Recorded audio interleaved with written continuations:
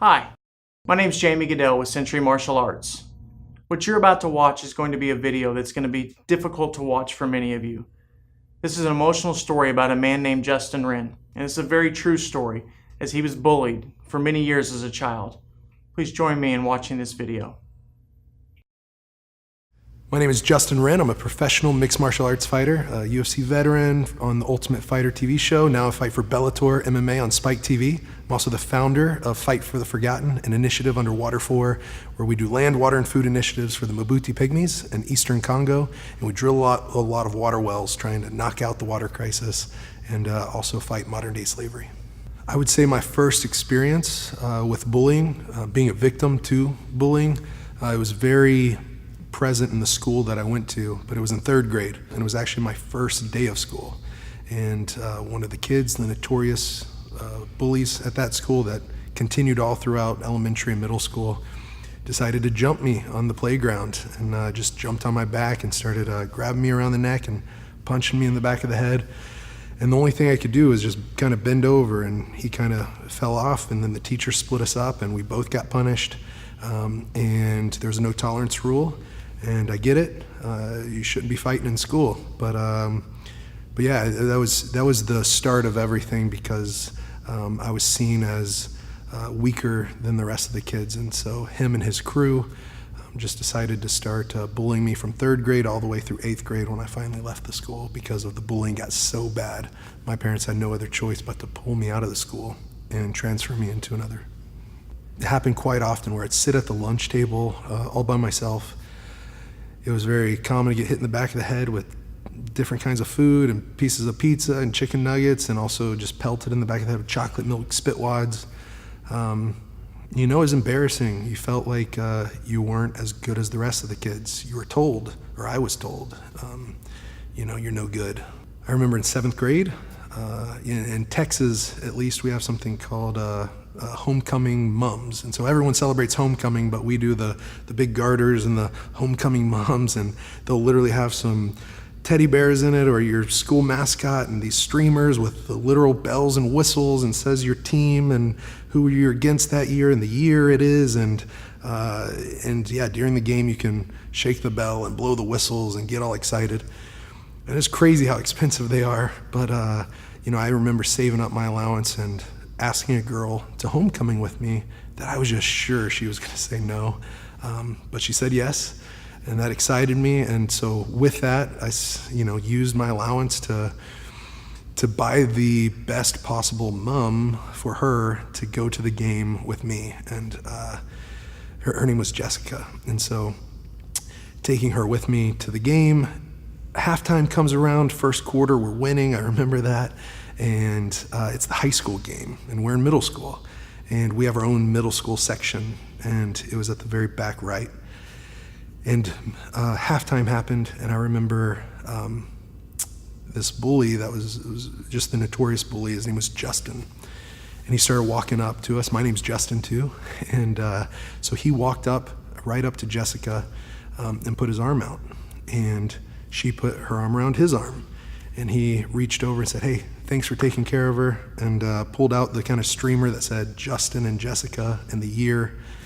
And I'm like, "What's going on?" He goes, "You didn't think she would really come with you, did you?" And I was like, "What?" I was just confused. But all my classmates, all my peers were now looking up at me, and they began to laugh. And he started to walk down the bleachers with her, and she walked off, and everyone just laughed, and I was laughed out of the football game during halftime. It seems like something that is from a movie or that could be made up, but I know through sharing the story just a few times, hearing other kids that are dealing with the same exact thing, very similar stories, maybe not the same, but very similar, where they've been singled out in front of their entire school or their entire class at least, or in the locker room or in the lunchroom, just being picked on in the same way. And it breaks my heart seeing that these kids are still going through it, and even worse than what I've ever gone through, because the thing about it today is that bullying is so real and in your face. I mean, you can't turn it off. You can't disconnect. Like whenever I was in school, going home at 3 o'clock, the bullying's done for the day. But now it can not just follow you home, it can get more and more intense because the kids aren't in class, they're on their phones and they're on the internet, and they're just, that can be whenever it, comes out in full attack mode. And it hurts knowing that's what kids are going through now. And so what I would say is that you got to find a safe place, a safe person that you can talk to. For me, that was in the wrestling room. That was in martial arts. That was having a coach invest in my life, be a mentor, speak life over me, encouragement. And yeah, it really started to change my life for the better. And I think kids need to know that your parents want to listen. An uncle or an aunt wants to listen, or a brother or a sister or a cousin or a grandma or grandpa wants to listen. And so to speak up and to not just hold it in, because when you hold it in, it just grows. You keep it in the darkness, and in dark, like that's where mold and fungus and bacteria that thrives. And so like this depression can just thrive in the dark, and the self-hatred can thrive in the dark, but bringing it into the light, just letting one other person know, another classmate that understands, a teacher that understands, a counselor, a martial arts teacher, an instructor, a black belt, a brown belt, a purple belt, like someone that's a little bit above, that's been through some stuff, like they will understand and they'll listen.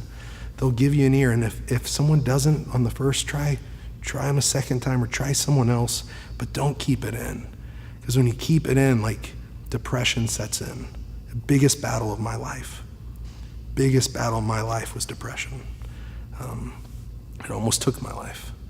I almost ended my own life. I attempted suicide because I kept it in. I mean, I'm talking right now and sharing this story, but it was so hard to ever open up for the first time.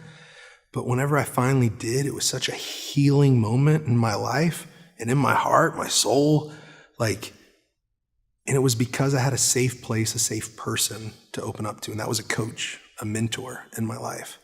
And the thing that I've realized, and I hope that any martial arts instructor watching this right now knows, is that what you're doing truly matters. And even if you don't see it right now, I promise you, it can change a life, it can save a life, it can at least change the trajectory, the direction of the kid's life. It was a 180-degree turn for me when I found martial arts, 100%. Maybe the toughest part of that video is knowing that it's real. And right now in your schools, you have a student on your mat, most likely, that's facing that every day, that goes home every day in fear or goes back to school every day in fear. We have a call as martial artists to be better than that, to be leaders, to be a safe place. I encourage you to talk to each of your students about bullying. We encourage you to watch this video with them.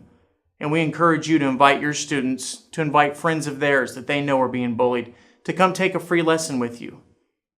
You're the heroes. You're the ones on the front lines, and you're the ones that make differences. Let's not forget about bullying. Let's not forget that we have a call to it. Thank you so much for the work you already do and for the work you're going to do.